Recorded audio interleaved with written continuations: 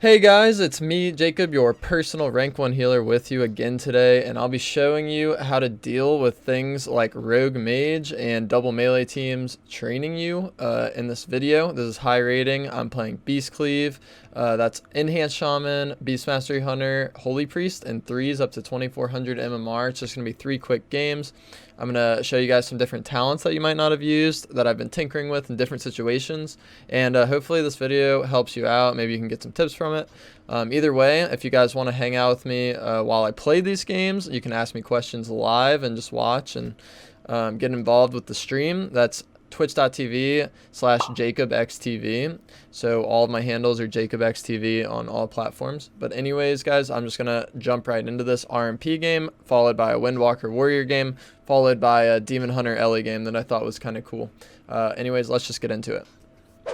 Okay, boys, so these are my talents versus the Rogue Mage Disc Priest. The talent that I'm mainly changing is going to be this top talent every time. I leave Greater Fade and Miracle Worker almost every time just because they're so useful. Same with the rest of my talents. You can interchange Enlightenment with Renewed Faith if you want.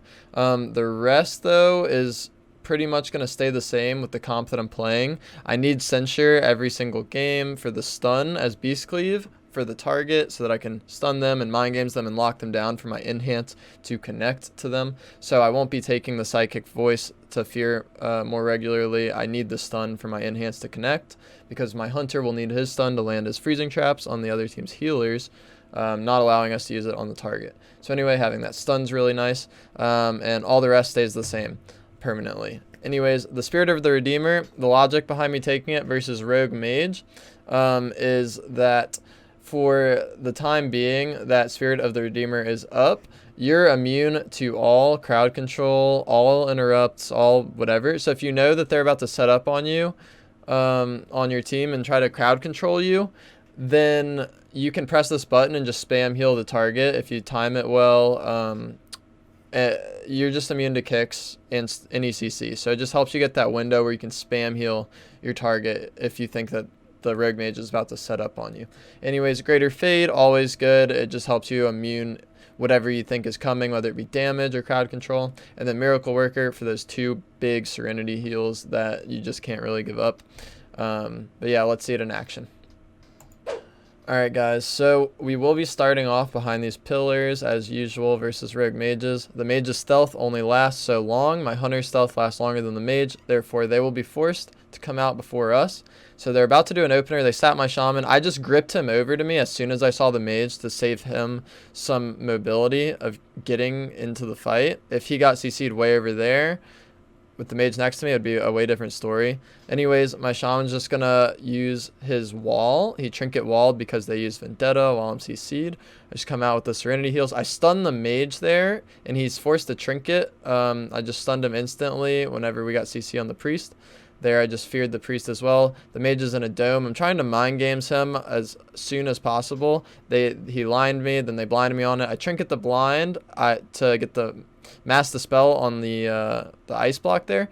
Here, they're using Combust, Smoke Bomb, and Maledict on my Shaman. He has no wall or anything. So what I'm going to do here is fade and run in, so that way I can't get CC'd on my way into this bomb. So this rogue can't just turn over and garrote me or cheap shot me or whatever. I can't get Dragon's Breath or something on my way in there.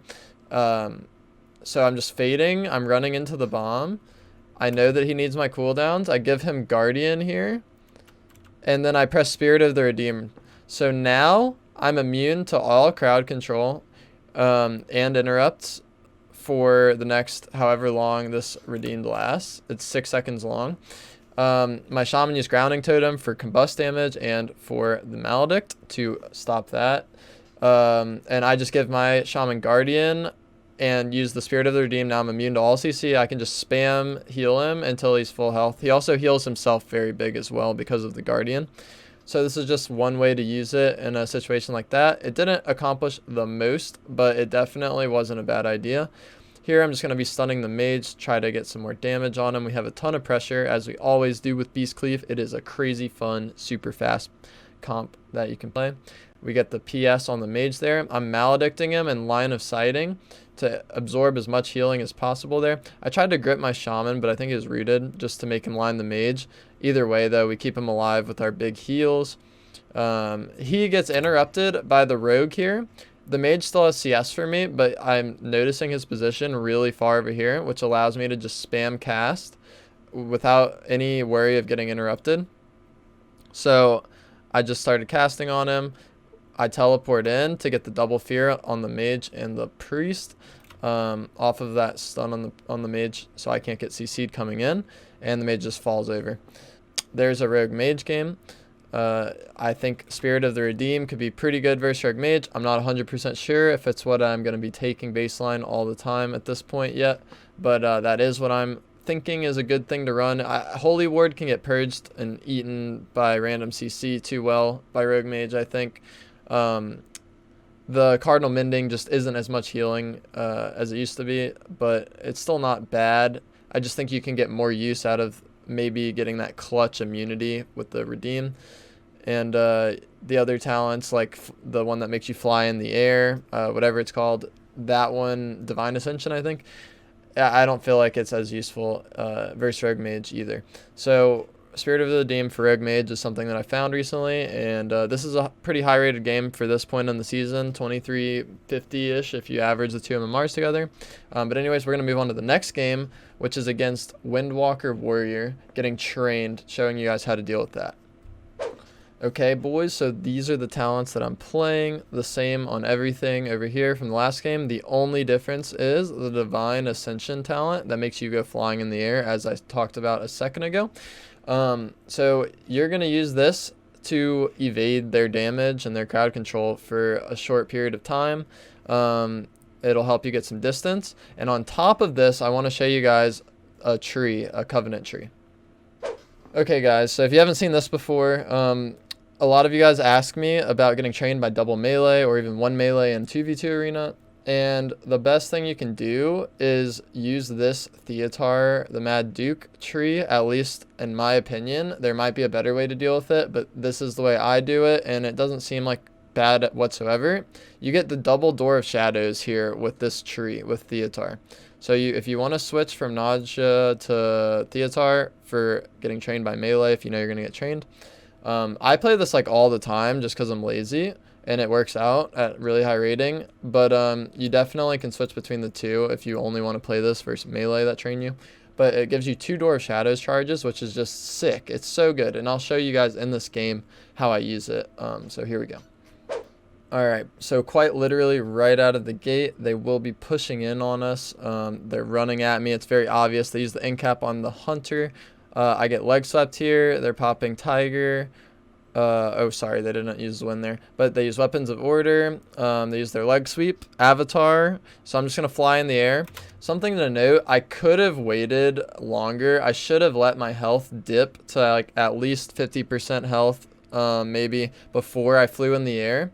I think this was early on in our sesh, and I was just a little bit rusty and not as calculated as I should be. I flew up a little bit early. It still got some pretty good value. They had their cooldowns rolling and stuff, and it gave my DPS time to start doing damage to them before they could connect on me again. But I could have held it a little bit longer and then pressed it just to bait out more of their stuff, just so you guys know. But anyways, so they switch to my shaman. I just heal them while I'm coming back down. Zwin is out at this point. They have their sharpen falling off my shaman. The warrior and the windwalker will soon go for me. Right there, I took that opportunity right when I landed and they're in the binding shot to stun the windwalker and mind games him. This has the potential of getting a dispel from the healer or a diffuse magic from the windwalker, which afterwards, if those things are gone, we have 3 maledicts that we can use back to back to back to get a ton of pressure on this monk and absorb all of the healing that he could take. So now this mind games does damage, it could get a dispel from them or the diffuse to where we can maledict now, opening up another kill window for us. So just maximizing the uptime of what I'm casting. So they parry, the warrior parries there, the paladin sacks the monk. We're getting really good pressure. They're pumping me right here.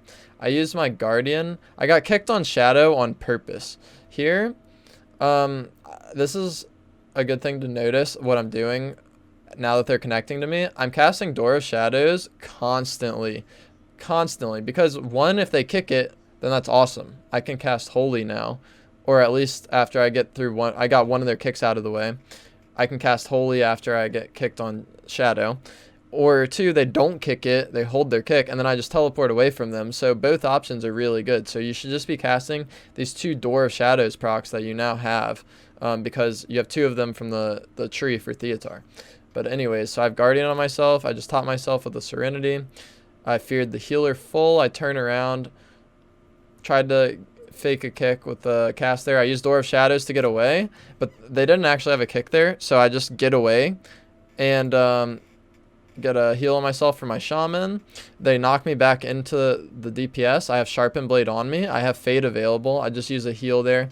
I cast Door of Shadows. Notice how they both kicked right whenever I got blinded. Even if they landed the kick, it would have been fine, because I would just be able to cast something else anyway and dispel my Shaman. So instantly I started to go to cast another door, knowing they don't have any kicks, but then I decided to dispel my Shaman. And now I still have a Serenity heal for myself. I stun the monk because we have pressure rolling, and also it helps to peel him off of me, so I'm stunning the monk there. Using my Maledict, they incap just to interrupt my Maledict, which is perfect because they can't incap my Hunter or my Shaman now. They just literally used it to stop my Maledict, and now they have to hit me again, so that's beautiful. Just keeping myself up. I use Fade here. So I used Fade. The reason I'm okay with getting kicked on Holy here is because I used Fade while I was casting on Holy, and my health was pretty good. I was high HP. And now that I'm kicked on Holy and I Fade up, I can just cast Door of Shadows. So the Fade kept me healthy while I was interrupted. I can cast Door of Shadows to try to get away. The warrior doesn't kick me because he tried to Kyrian me, and I juke his Kyrian. Oh, it says he kicked me. Oh, I'm sorry. I got kicked on Holy by him, but the monk wasn't able to kick me.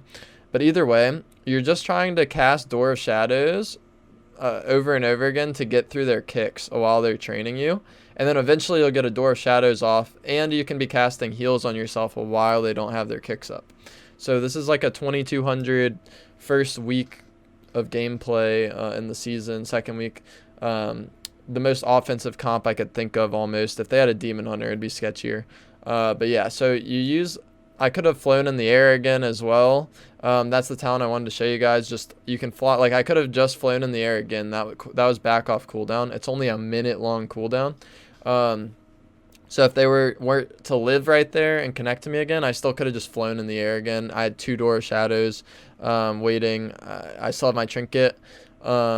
But anyways, I just want to show you guys that you can use it versus any melee, any double melee. You just have to be very careful. I want to make this clear versus Death Knights. If they're doing their slappy hands, it'll grip you back down if you press it. If you get vortexed by a druid, you'll get gripped back down.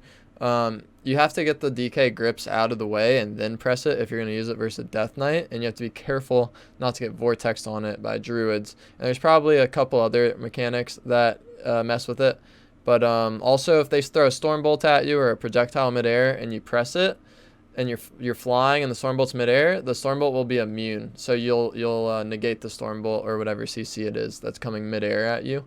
So you can time it on their crowd control to immune it as well, which is kind of cool. But anyways, I'm just gonna show you guys one last game versus Demon Hunter EleSham. That was just kind of fun. We got a cool little setup on it. It's high rating, and just to give you guys one more game of entertainment and maybe to learn some tips or something. But yeah, let's move on to that game. Okay guys, so I want to show you all Sanctified Ground. It makes it to where your holy word Sanctify gives you Aura Mastery, or whoever is standing in the circle that it drops on the ground, it gives them Aura Mastery for a certain amount of time. I'm using it because they have 2 ranged interrupts. I can use it on my Enhance to help him get hexes on the Ellie, or I can use it on myself to spam heal them whenever I'm scared of getting interrupted. So I can drop it on the ground and just spam flash heals and Serenity or whatever. But yeah, I'm just going to show you guys this game. All the rest of the talents are the same, and let's get into it. First things first, I'm just going to focus up the Paladin. I'm dispelling a Flame Shock off so that he can get less Lava Burst. I dropped the Aura Mastery on the ground a second too late, he probably would have gotten stunned on his cast anyway. But we were going to hex the shaman and stun trap the healer. They managed to not get the grounding totem off for the trap, so we got the freezing trap, which is really good. Here I'm watching the timing of this binding shot, and then I'm going to chastise him after this mind games. I could have chastised him sooner, but I wanted to get the full value of uptime for my enhancement shaman, so I waited till right after the binding shot ended and then stunned him, so it held that demon hunter in place as long as possible for my enhance to connect. And I also get the mind games at the same time as well. The Pally's forced to trinket sack. They lasso up my enhance. I get incapped here. He started to cast the hunt but faked it, which got my enhance to press wall, so they faked my enhancement shaman's wall, which is good by that demon hunter. Here I'm just pumping out damage as much as I can. I shadow word death the hex to save my enhance a dispel global on me so he can keep doing damage.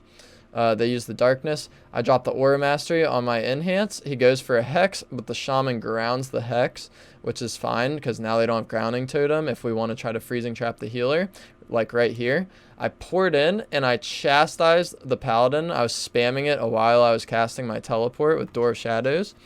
And the reason I didn't fear whenever I landed and get both of them is because there was a chance that that shaman could have pre-trimmered my fear, but there was no chance that he could ground my chastise. So I just poured it in. I chastised the paladin so that way that we can get the freezing trap off of it, and then I fear the shaman. So now we have the double CC on them, and while we're killing the demon hunter, the Pally's forced to bubble. We have a ton of damage rolling on this demon hunter, and the demon hunter gets stuck in the shaman's totem, the lightning totem that holds him in there, and we get the kill on him. And I just thought it was a pretty cool setup there at the end. Show you guys how you can maybe use the Aura Mastery in a creative way to give to your teammates so they can get crowd control or something. Or you can use it on yourself so you can spam cast.